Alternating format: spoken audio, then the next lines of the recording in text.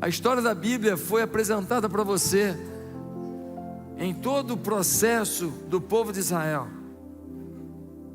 Você foi confrontado com momentos marcantes da história, e o momento mais emblemático da história, a morte de Cristo na cruz. Mas tem um detalhe: se você só sair daqui encantado com o espetáculo que você assistiu e com as emoções que você viveu, sua vida não muda em nada. O que vai mudar a sua história é o que você vai decidir aqui nessa noite. Não podemos lembrar da morte de Cristo na cruz e falar: pô, foi legal, nossa, como ele sofreu, nossa, quanto sangue. Precisamos hoje entender o que Deus está falando com a gente a partir dessa situação. E para isso, eu queria pensar um pouco no momento crítico da vida de Jesus, em que ele é preso no Getsêmani. Os soldados o levam e ele começa a ser julgado. E ele é julgado por um, por outro. De repente ele fala uma coisa, toma um tapa na cara. De repente ele fala uma coisa, ganha uma cusparada na cara.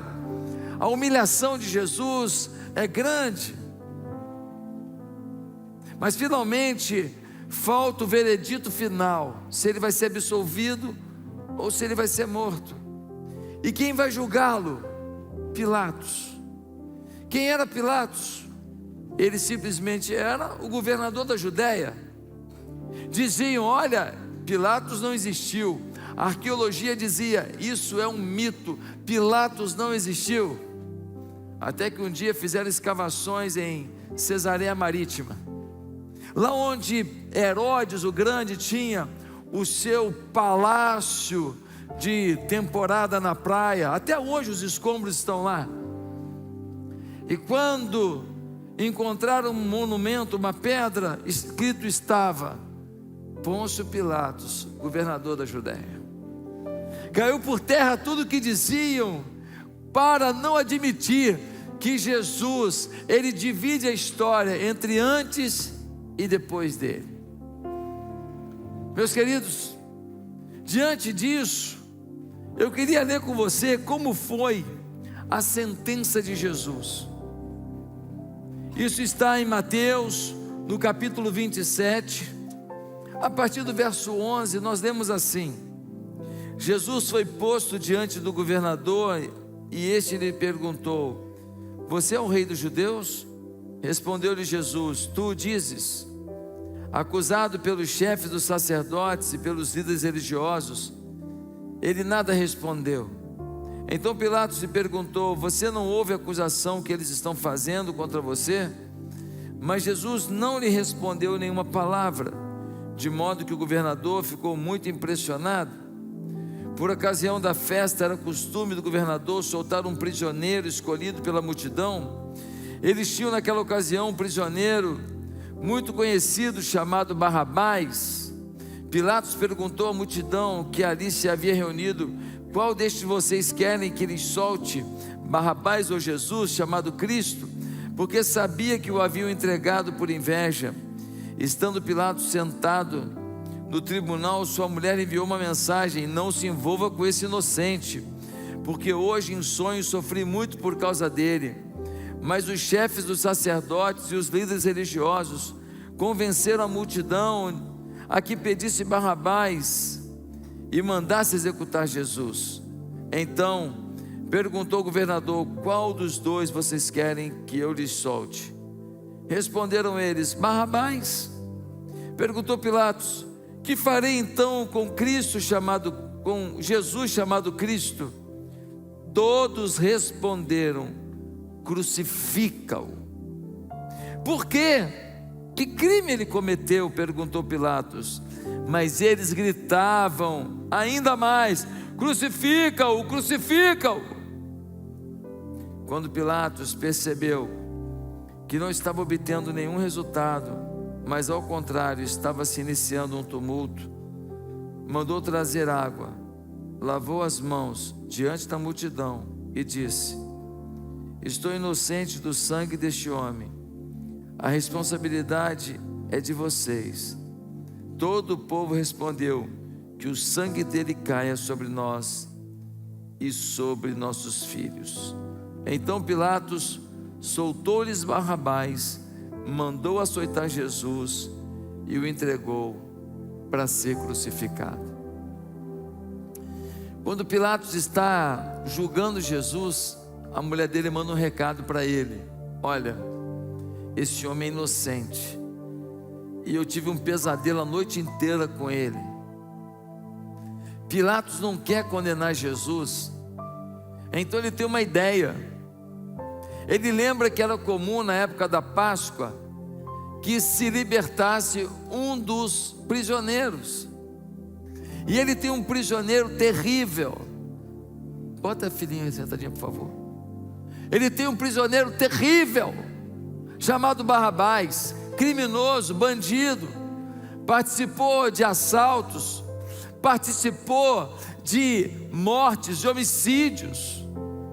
Então Pilatos tem uma ideia: Jesus e o pior bandido, vou colocar os dois e falar: quem que vocês querem que eu solte? Está na cara que eles vão soltar Jesus. Está na cara. Quem que vai querer soltar o bandido? Mas existiam ali os líderes religiosos, e os líderes religiosos, eles estavam tomados de inveja de Jesus, porque onde Jesus ia, a multidão o seguia. A vaidade deles estava afrontada, e Jesus estava sendo acusado de ter ido contra Deus. É o contrário, Jesus veio em nome de Deus. A fé daqueles homens cruéis era uma fé vazia. Não conseguiram perceber que Jesus era o Filho de Deus, e agora tentam condená-lo. E sabe o que acontece? O povo escutou a voz dos líderes religiosos que diziam: peça que Jesus seja crucificado, peça, ele é mau, crucifiquem Jesus, ele não presta, crucifiquem Jesus. E eles começam a falar com a multidão, e a multidão foi na onda dos líderes religiosos. E quando Pilatos disse: quem que vocês querem, o criminoso ou Jesus? Eles disseram: solte o criminoso, Barrabás. E ele pergunta: e o que eu faço com Jesus? Eles dizem: crucifica-o. Nessa história, 3 personagens me chamam a atenção. Primeiro, Pilatos é quem vai julgar. Segundo, os líderes religiosos são os acusadores, não porque querem justiça, mas porque querem seus objetivos pessoais. Já viu isso em algum lugar? O terceiro personagem é a multidão, que incitada pelos poderosos religiosos, que incitadas pelos cruéis do sistema, preferiu o bandido que o Salvador. Talvez você diga: nossa, que história atual. As pessoas têm feito escolhas terríveis hoje em dia também. As pessoas têm escolhido os caminhos ruins hoje em dia também. As pessoas têm jogado fora seus casamentos. Os filhos não têm respeitado os seus pais. A sociedade tem se deteriorado. Ninguém acredita mais nas instituições, sim ou não? Você tem todo o direito do mundo, cai na justiça, você fica tranquilo? Não. O seu filho vai para a escola, você fala: meu filho está indo para a escola, ai que bom. Ou você fala: meu Deus, o que vão ensinar lá? O pai tem um pouquinho mais de condição financeira, ele vai dar uma faculdade para o filho vai para a faculdade, passou para a federal, você fica tranquilo? Nossa, meu filho passou para uma faculdade federal, que maravilha, estou feliz. Nossa, agora ele só vai aprender coisa boa. É isso mesmo?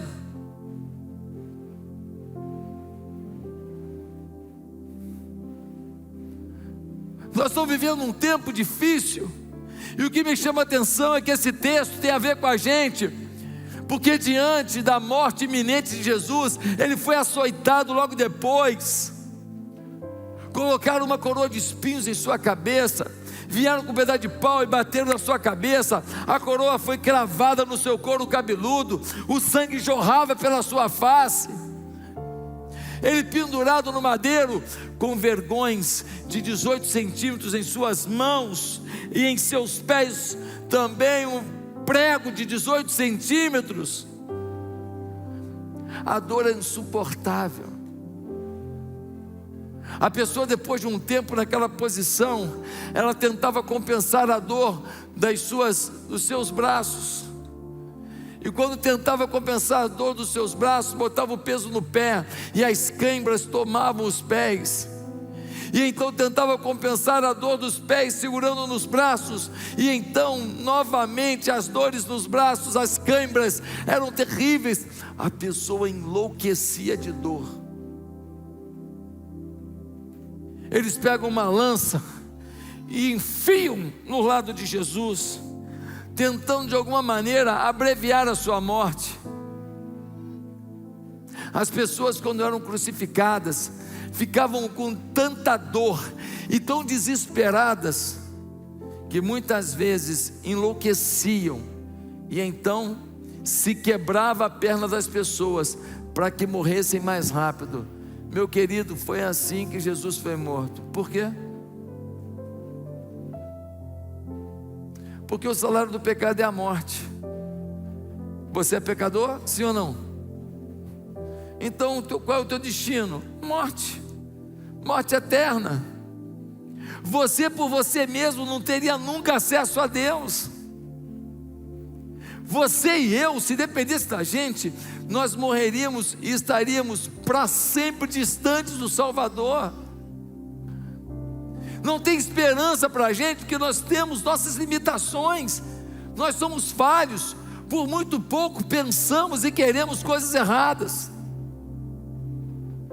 Mas Jesus veio ao mundo, Deus se fez carne, Ele passa pelo mundo, Ele não peca, e porque Ele não peca, Ele pode pagar o preço do pecado, Ele se entrega em nosso lugar na cruz, e Deus fala: olha, não tem outro jeito, alguém tem que pagar o preço do pecado.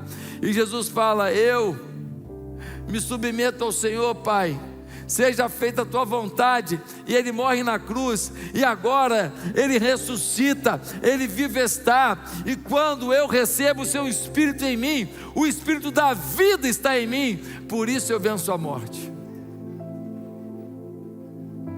O meu pecado me joga na morte, mas Jesus dentro de mim me joga para a vida.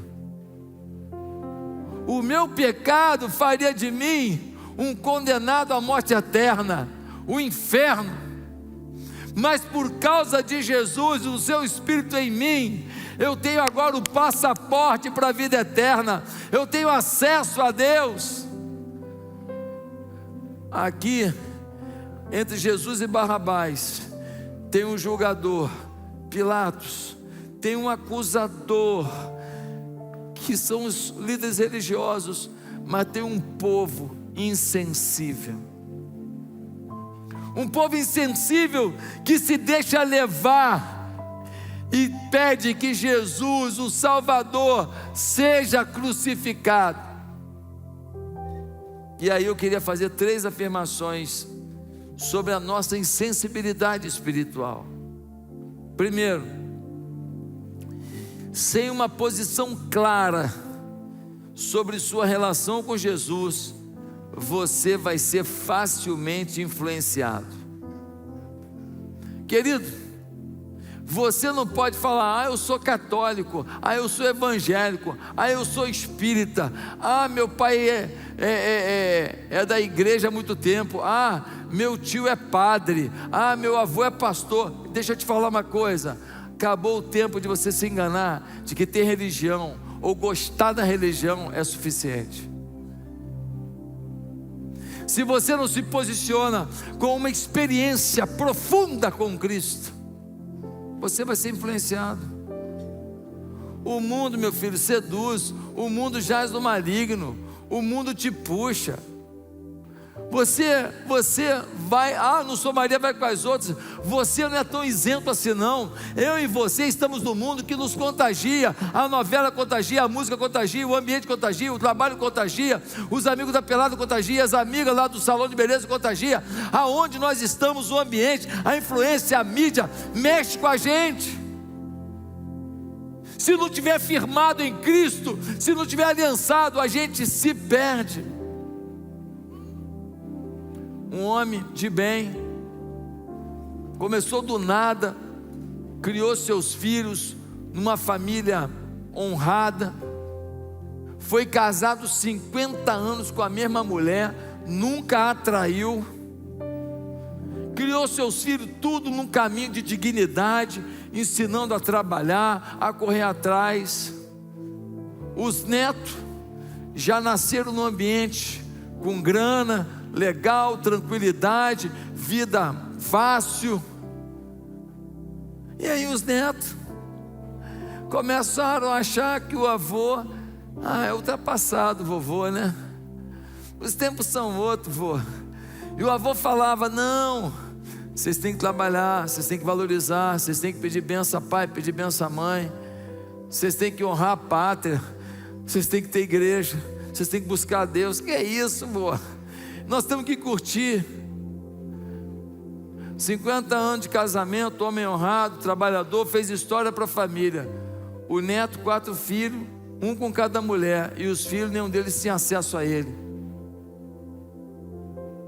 Quem que é o esperto aí?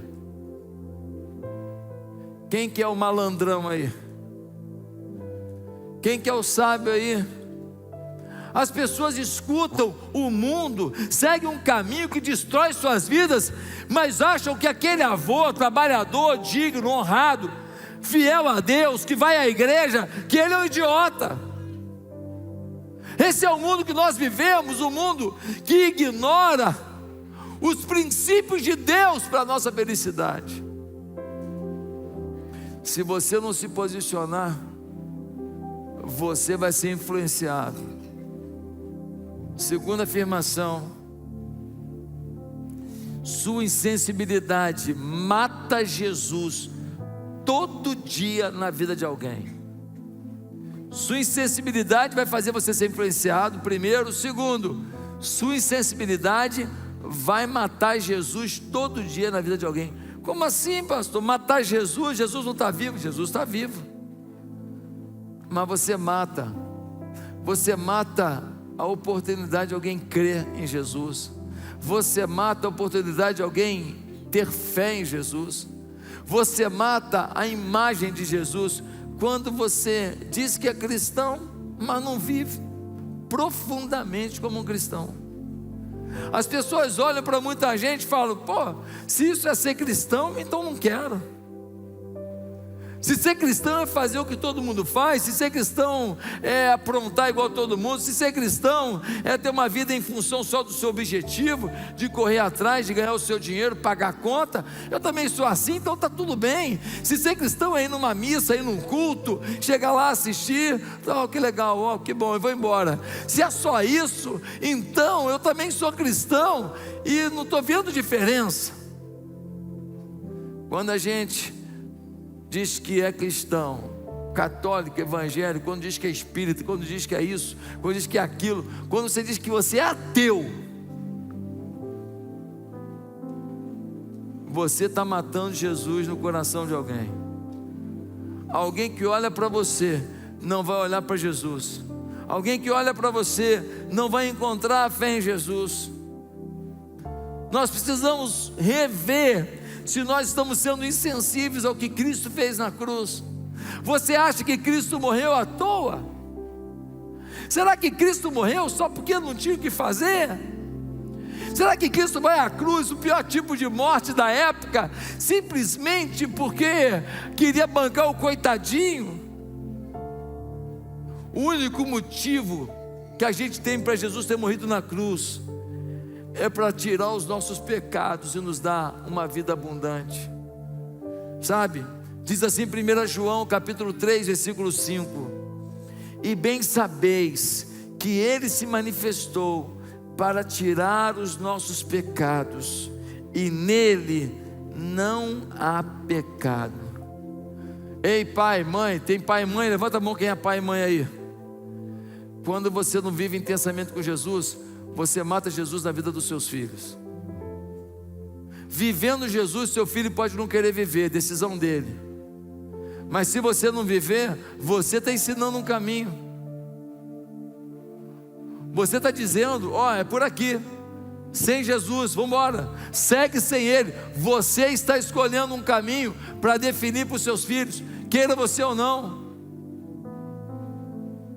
Quando a gente é insensível, a gente mata Jesus na vida dos outros. Mas em último lugar, sua insensibilidade pode ser uma declaração de que você ainda não é salvo. Sua insensibilidade pode ser uma declaração de que você ainda não tem Jesus como Senhor da sua vida. Você respeita, você até se emociona. No especial do Roberto Carlos você fala: Jesus Cristo, eu estou aqui. Mas sua vida não mudou. Olha só, quando eu namorava a Bianca, ela morava em Jacarepaguá, na Taquara.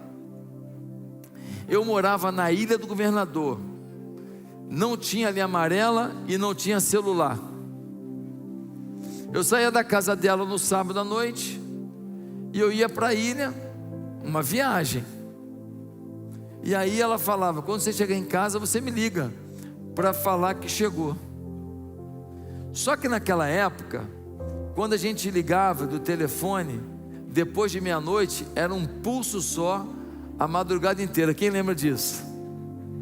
Amigo, como era um pulso só, não precisava ficar pagando muita coisa, ficava de graça, né? A gente ficava no telefone até 2 da manhã, conversando. Quando a gente está apaixonado, a gente faz coisas malucas pelo outro. Agora deixa eu te perguntar uma coisa: qual é a coisa maluca que você faz por Jesus? Você vai me dizer que você é apaixonado? O que você faz de especial, de entrega por Jesus? Nada. E você vai me dizer que é apaixonado? Ah, não, eu entrego umas comidas para os pobres. Você acha que isso é suficiente? Ah, eu entrego os presentes no dia das crianças. Você acha que você compra Jesus? Jesus não é um evento, Jesus é o dia a dia. Jesus é seu estilo de vida. Você tem uma comunhão que mostra uma paixão, que mostra uma gratidão por Ele ter morrido por você na cruz. Deixa eu te falar uma coisa: eu não sou ex-nada. Eu não sou ex-usuário de droga, eu não sou ex-usuário de bebida alcoólica, eu não sou ex-bandido, eu não sou ex-maluco, ex-prostituído, não sou ex-nada. Fui criado na igreja, desde pequeno, cantando no coralzinho de criança, aprendendo a ler a Bíblia. Nunca fui para o mundo, nunca frequentei boate, noitada, mulherada, casei virgem aos 25 anos. Irmão, pensa num cara que valorizou o princípio que meu pai e minha mãe me ensinaram. Só que eu, que não era ninguém, que estava entregue no pecado, um dia eu estava numa vigília de oração, lá da primeira igreja batista de Marechal Hermes, onde meu pai era o pastor. Eu estava lá e de repente as músicas, a pregação, o Espírito Santo me confrontou. E eu entendi que eu era um pecador. Eu entendi que eu precisava de Jesus como Senhor da minha vida. Eu era um garoto de 8 anos. As lágrimas me tomaram. O meu coração ficou quebrantado. O meu pai ficava no gabinete da igreja, atendendo as pessoas durante a madrugada, dando aconselhamento. Eu fui até o gabinete do meu pai, o escritório lá do meu pai, bati na porta, quando ele abriu era eu. Eu falei: pai, fala, filho. Meu pai pensou que alguém tinha me batido, né? Eu chorando. Se eu tivesse morrido até hoje, pai, eu não tinha Jesus como Senhor da minha vida. Mas hoje, pai, o Espírito Santo falou comigo. E hoje eu entreguei minha vida a Jesus. O meu pai falou comigo assim: filho, eu oro por isso desde o dia que você nasceu. E hoje é o dia mais feliz da minha vida. É o dia mais feliz da minha vida. Vamos nos ajoelhar. Me ajoelhei com meu pai no gabinete. E ali o meu pai orou, dizendo: Senhor, muito obrigado, porque o Senhor ouviu a minha oração. E o meu filho agora tem o Senhor como Senhor da vida dele, como seu Salvador. Eu chorava copiosamente. E naquele dia eu podia passar por dificuldades, como já passei por muitas. Eu podia passar por tentações todo dia. Eu podia passar por vontades de fazer coisas erradas, e como eu as tive. Eu podia passar por momentos de medo, também passei. Eu podia passar por momentos em que eu me sentisse injustiçado, também vivi. Eu podia passar por momentos em que o meu sonho se frustrou e virou um pesadelo, e também vivenciei. Mas depois de Jesus na minha vida, uma palavra eu nunca mais perdi. Sabe qual foi? Esperança. Em todos os momentos da vida, Jesus é a minha esperança. Posso passar por um câncer, como passei. Posso passar por situações difíceis, terríveis, como já enfrentei. Mas posso afirmar para você: nunca perdi a esperança. Jesus é a esperança. É a esperança para a sua casa. É a esperança para a sua vida. Jesus é a esperança para o seu coração. Jesus é a esperança para realizações que vão além do que você possa ganhar, da posição que você venha atingir, ou do sucesso que você empreenda. Jesus é a solução que vai além de tudo que o homem possa alcançar. Jesus é a esperança. Se você se entregar a Jesus, eu posso lhe afirmar uma coisa: você vai compreender o quanto Ele te ama. Você vai compreender o quanto Ele tem um plano para você, que não é exatamente o plano que você está escolhendo. E você vai sentir que você pode trilhar esse plano, independente da dificuldade que exista no caminho. Jesus está aqui falando com crianças, com jovens, com adultos, com senhores e senhoras. Nunca é tarde para sonhar. Nunca é tarde para ter Jesus como Senhor da vida.